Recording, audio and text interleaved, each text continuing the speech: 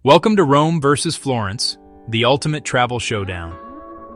Planning Italy? This classic choice awaits. Dive into the ancient heart of an empire, or stroll Renaissance streets filled with art. Two iconic cities, one tough decision. We'll break it down, clear, fun, and fast, from famous sights to hidden corners. Expect a fast, honest comparison. Monumental art, mouth-watering food, real travel costs. We'll use a simple side-by-side scorecard. See which city wins in sightseeing, culture, cost, and more. This is a head-to-head, not just a guide. Whether Rome's epic history draws you, or Florence's artistic soul, get ready for an exciting showdown. Clear chapters help you jump to what matters. Chapter titles appear up front for easy navigation. Helpful captions appear throughout, so you catch every tip. We'll compare Rome's grandeur and Florence's charm. Let's settle the debate. Grab your notepad. We're starting. Will Rome's history or street life win, or Florence's art and intimate vibe? By the end, you'll have a clear winner. Let's dive in. The comparison starts now. Front row seat. Let the showdown begin. Welcome to Rome, the eternal city. Our first stop is where history comes roaring to life. You simply cannot visit Rome without standing before the mighty Colosseum. This ancient amphitheater is a symbol of power and drama. Imagine gladiators battling on its sandy floor as thousands of spectators cheered. You can almost hear the echoes of the past. Nearby, the Roman Forum sprawls out before you. This was the heart of ancient Rome, a bustling center of commerce, politics, and public life. Walking through these ruins is like stepping back 2,000 years. It's a powerful experience that connects you directly to the grandeur of historic Rome. Just a short walk from the Forum, you'll find the Pantheon. This architectural marvel has stood for nearly 2 millennia. Its massive dome with a perfect oculus open to the sky is breathtaking. Standing beneath it, you feel a sense of wonder and humility. Then, of course, there is Vatican City. It's a separate country, right in the middle of Rome. Here you'll find St. Peter's Basilica, a colossal church that will leave you speechless with its scale and beauty. To truly visit Rome is to be humbled by these monumental achievements of human history. Rome's art is not confined to quiet galleries. It spills out into the streets and churches. Our art tour begins at the Vatican Museums. This is one of the world's most important art collections. You'll walk through room after room of masterpieces, ancient Roman sculptures, Renaissance paintings. The journey culminates in the Sistine Chapel. Looking up at Michelangelo's ceiling is a moment you will never forget. It's a profound artistic and spiritual experience. Beyond the Vatican, the Borghese Gallery and Museum offers a more intimate art experience. Housed in a stunning villa, this collection is all about quality over quantity. Here, you'll come face to face with Bernini's breathtaking sculptures. His Apollo and Daphne seems to capture a moment frozen in time, with marble transforming into leaves and skin. But in Rome, you don't always need a ticket to see world-class art.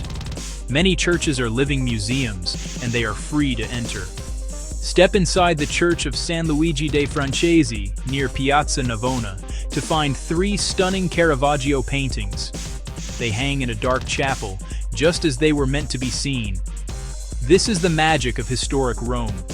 Art is woven into the very fabric of daily life. The city itself is the greatest museum of all. To truly understand Rome, you must wander its neighborhoods. Let's start in Trastevere, just across the Tiber River. During the day, it's a charming maze of ivy-draped buildings and quiet cobblestone lanes. But as the sun sets, Trastevere transforms. The streets fill with locals and tourists alike, drawn to its lively trattorias and buzzing bars. For a slightly more bohemian and less touristy vibe, head to the Monte district. Tucked behind the Colosseum, this neighborhood feels like a village within the city. If you seek tranquility, Make your way to the Aventine Hill. Here you will find one of Rome's most famous hidden gems, the Aventine Keyhole. It's a magical little secret. Finally, don't miss the Jewish Quarter, one of the oldest in Europe. This small, atmospheric neighborhood is rich with history and culinary traditions. The street life in Rome is a performance in itself. To visit Rome is to immerse yourself in this dynamic, chaotic, and beautiful street theater. Roman food is simple, bold, and delicious. You cannot visit Rome and not eat pasta. The city has 4 famous pasta dishes. Carbonara is a creamy dream of egg yolk, pecorino cheese, and crispy guanciale, cured pork cheek. The street food culture is fantastic. Look for pizza al taglio shops where pizza is sold by the slice, by weight. It's a perfect, quick, and affordable lunch. Another must-try, supplì. Fried rice balls with a heart of melted mozzarella inside. Crunchy, gooey, and utterly addictive. For adventurous eaters, pistachio. Try quinto quarto, the 5th quarter. Awful. This is authentic historic Rome. Nothing wasted, flavor first. Finally, the delicious essentials. Start your day like a Roman. Afternoon, artisanal gelato. Dinner, ask for vino della casa, house wine. The first thing to know is that Rome is a walker's city. So, my number 1 practical tip is to pack very comfortable shoes. This is the most rewarding way to experience the layers of historic Rome. For longer distances, Rome has a public transport system that includes a metro, buses, and trams. To save money, take advantage of the many free attractions. Also, be aware of water. There are public drinking fountains all over Rome called Nasoni. The water is cold, fresh, and perfectly safe to drink. Finally, some practical advice for your visit to Rome. Be mindful of your belongings. Learn a few basic Italian phrases. A little effort goes a long way. Planning a trip to visit Rome is about preparing for an immersion in a city that is chaotic, beautiful, and utterly captivating. With these tips, you'll be ready to conquer the eternal city.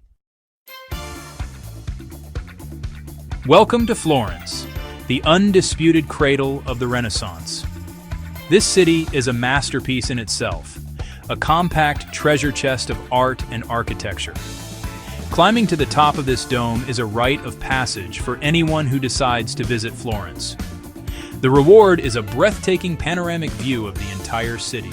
Brunelleschi's dome is a double-shell marvel built 1420 to 1436 without wooden centering. A herringbone brick pattern locks each course in place. Diameter 45.5 meters, height 91. Climb 463 steps to the lantern, the world's largest masonry dome. The baptistery is one of the oldest buildings in the city, famous for its 3 sets of spectacular bronze doors. The most famous of these are the Gates of Paradise. From the Duomo, a short walk brings you to the Ponte Vecchio, or Old Bridge. Walking across the Ponte Vecchio feels like stepping into a different era. Finally, no tour of Florence's famous sights is complete without visiting Piazza della Signoria. To visit Florence is to walk through a living museum, where every square and street corner is saturated with beauty and a profound sense of Florence history. Florence's art scene is legendary, and its heart beats strongest within the walls of the Uffizi Gallery. Here you can stand before Botticelli's The Birth of Venus in Primavera. Just across the river, the Pitti Palace offers a different, yet equally impressive, experience. Exploring the palace gives you a sense of the immense wealth and power that fueled the artistic explosion that defined Florence history. For those who wish to see the pinnacle of sculpture, the Galleria dell'Accademia is a mandatory stop. No photograph or replica can prepare you for the experience of seeing the real statue. Gazing up at David is a profound moment, and it alone is worth the trip for anyone looking to visit Florence. You can also discover smaller workshops and studios where artisans continue centuries-old traditions. This is a key part of Florence history, where art and craftsmanship are still deeply intertwined. To find the true soul of Florence, you must cross the Arno River into the district known as the Oltrarno. It offers a more authentic, less crowded glimpse into Florentine life. Piazza Santo Spirito is a neighborhood highlight. By evening, the square fills with locals as cafes and bars serve aperitivo. Sant'Ambrogio offers a different pace. Its market is more authentic than Mercato Centrale. Here, Florentines shop for meat, cheese, pasta, and vegetables. Giardino della Rose, a best-kept secret. A peaceful, romantic oasis to escape crowds. These hidden gems make Florence special. A city that's not just a museum, but a living, creative community. The cuisine of Florence is hearty, rustic. The undisputed king of Florentine cuisine is the bistecca alla fiorentina, an expensive but unforgettable experience for any meat lover planning to visit Florence. For a true taste of local street food, you must be brave and try the legendary lampredotto. While it might sound intimidating, it's a beloved Florentine specialty and a delicious, authentic piece of Florence history. Tuscan cooking also features many wonderful soups and breads. A classic dish is papa al pomodoro. Another famous soup is ribollita, and you can't talk about Tuscany without mentioning its incredible wines. The hills around Florence produce Chianti Classico, one of Italy's most famous red wines. To dive deeper into the food scene, head to the Mercato Centrale. The upstairs has been transformed into a modern gourmet food hall, a fantastic place for a casual and delicious meal. One of the greatest joys of exploring Florence is its size. The historic center is compact and almost entirely pedestrianized. It's a walker's paradise, but the central area can get extremely crowded. Visit popular sites first thing in the morning or late in the afternoon to avoid the midday crush. Avoid the tourist traps around the main squares. Seek trattorias in Sant'Ambrogio or the Oltrarno. Grab a sandwich from a market. A few practical tips will make your visit smoother. Dress respectfully in churches. Cover shoulders and knees. The city rewards slow, observant travelers. With a little planning, your trip can be relaxed and deeply inspiring. First up, famous sites. Rome's Colosseum, Roman Forum, Pantheon. Rome is overwhelming in scale. Rome, 10. Florence's Duomo, Ponte Vecchio. Florence, more concentrated. Florence, 8. Next, art. Florence, the cradle of the Renaissance. Uffizi, Accademia. Florence, 9. Rome, art spanning millennia. Rome, 9. It's a dead heat. Now, food. Roman cuisine is bold, hearty, and satisfying. Rome, 9. Florentine food, Tuscan, rustic, ingredient-focused. Florence, 8. For cost. Rome offers a wider range of budget options. Rome, 8. Florence, 7. Ease of travel. Florence, tiny, walkable center. Florence, 9. Rome, a sprawling metropolis. Rome, 6. The good news is travel between Rome and Florence is incredibly easy and efficient. High-speed trains, whisking you from city center to city center in about 90 minutes. When it comes to day trips, Florence has a significant advantage. You can easily explore charming Tuscan hill towns like Siena, San Gimignano. The entire Chianti wine region is at your doorstep. Rome also offers fantastic day trip possibilities. Train to Naples, explore the haunting ruins of Pompeii, or head to the beautiful gardens of Villa d'Este in Tivoli. Peak tourist season during the summer months.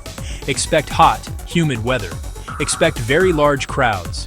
Expect the highest prices. Best times, shoulder seasons. Spring, April to May. Autumn, September to October. The weather is generally pleasant. Crowds are smaller. Prices are more moderate. Winter, November to February, is the low season. You'll find the lowest prices and a more authentic local atmosphere. For a 3-day trip to Rome, Day 1 is dedicated to ancient Rome. Day 2, explore Vatican City. On Day 3, focus on Rome's art and piazzas. Now for Florence. On Day 1, focus on the Duomo complex. On Day 2, it's all about the art. On Day 3, see Michelangelo's David and climb to Piazzale Michelangelo for a panoramic sunset view. Ask yourself this first critical question. Is this your first ever trip to Italy? If yes, Rome is generally the recommended choice.